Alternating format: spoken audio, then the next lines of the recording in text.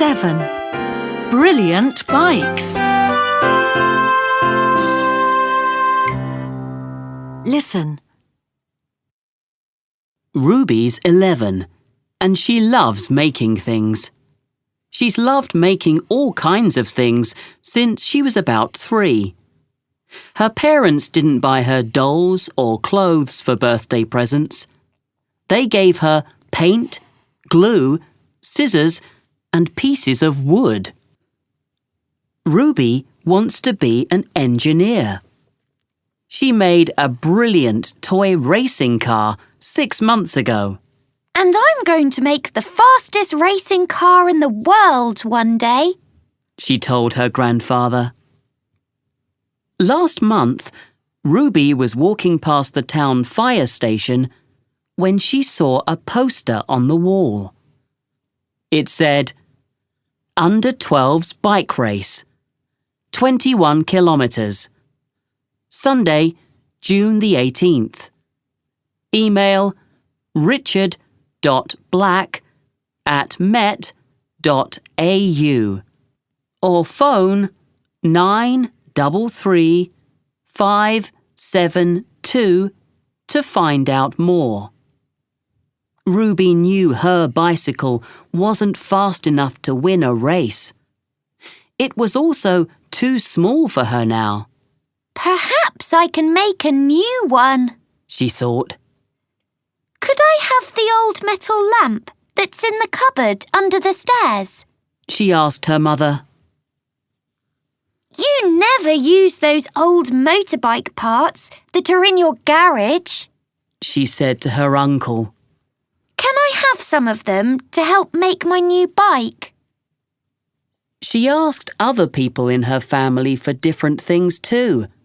And soon, the garden was full of pieces of metal and plastic. This is great, she thought. I just need a second wheel now. She decided to go and ask the new family in the flat on the 3rd floor. Perhaps they could help her.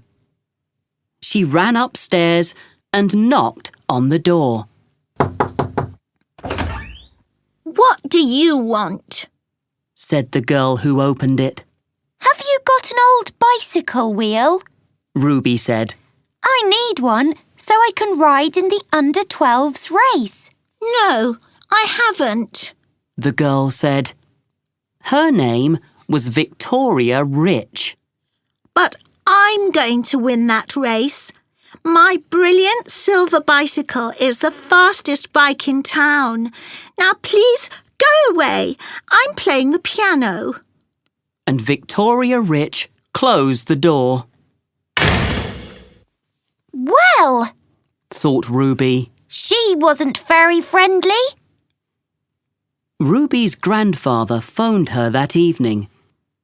Ruby told him about the unfriendly girl and about the wheel that she still needed.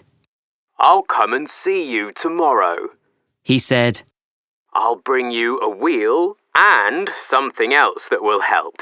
Don't worry, we'll make a brilliant bike for you too. Here you are, he said when he arrived with the wheel the next morning. And this spanner is for you. I've had it for 40 years. It's very special. It can fix anything. Ruby took the spanner carefully and turned it over and over in her hand. It's a brilliant present, and I'll use it a lot, I'm sure, she said quietly. Thanks, Grandpa. They started to work, and they worked all day until the bike was ready.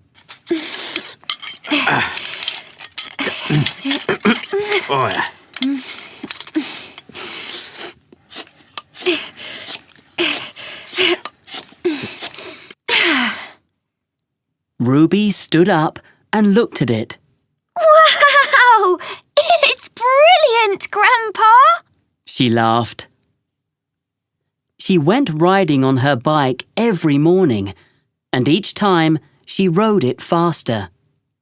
Sometimes a metal or plastic piece fell off, and Ruby had to stop, go back, and fetch it. But Ruby always had the spanner in her pocket. It could fix any problem. On the day of the race, Ruby and her family arrived at the starting line early. About 50 children from the town were already there. Ruby suddenly saw Victoria, who was sitting on her beautiful bike. She had a big smile on her face. Victoria looked at Ruby's bike and laughed. But Ruby's grandfather put his arm round Ruby's shoulder and whispered, Remember, your bike is brilliant too. Then the race started. The first 6 kilometres round the lake were easy.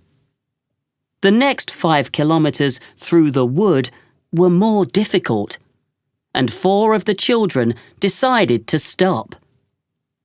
The next 9 kilometres over the hills and past the farms were very hard work, and lots more children were too tired to cycle anymore. But Ruby didn't stop. More and more children stopped, and more parts of Ruby's bike fell off. But with her special spanner, Ruby could fix anything. When Ruby was only 1 kilometre from the end, Victoria was only about 20 metres in front of her. Ruby was very tired. I'm not going to stop. I'm going to finish this race. Victoria may win, She thought. but my bike is brilliant too. Suddenly, a kangaroo hopped across the road just in front of them.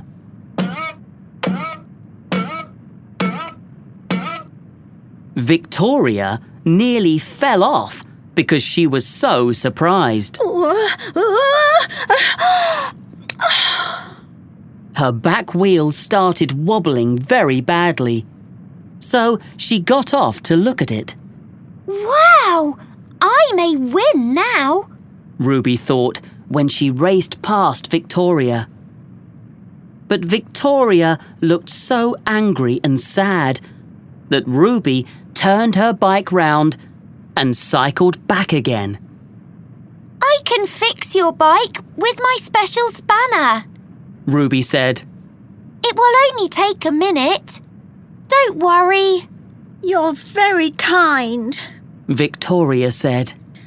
I'm sorry for being so unfriendly. Perhaps we can both win this race. That sounds like a great idea. Ruby said and smiled.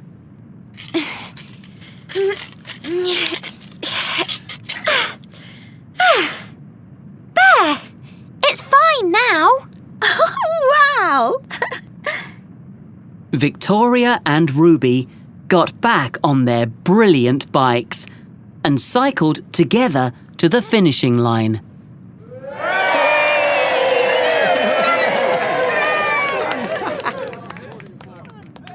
When they crossed it, Ruby waved the spanner in the air, and her grandfather clapped and shouted, Well done!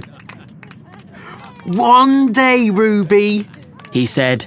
that special spanner is going to help you to make the fastest racing car in the world.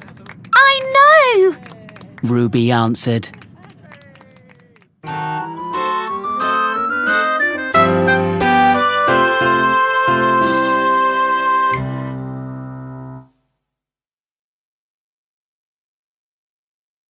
E. Listen and tick the box. 1. What time does the race start? Hello, Richard. What time does the race start? It begins at 11:15, but you must be here earlier than that. Come here at 10:30. OK. My family are all going to come too. Oh, good. 2. What number must Ruby wear on her t-shirt? I think I have to wear the number 23 on my t-shirt. Is that right? Let me see. No. Is it 43 then? I can't remember. Here it is. Your number is 32, Ruby. Thanks. J. Listen and draw a line from the starting line to the finishing line. It was an amazing race. Ruby began at the starting line, of course, near the top of Toowoomba Lake. The children went round the lake, then took the road that goes to Grey Wood. When they got to the end of Grey Wood, they cycled on the road that goes between the two lower hills, and then they cycled up and over Cloud Hill. It's very high there. Then they took the road that goes over Crocodile River. They cycled past Duck Farm, turned right, and then turned left at Kangaroo Fields and cycled to the city. We all waited for Ruby at the finishing line. It was a great end to the race.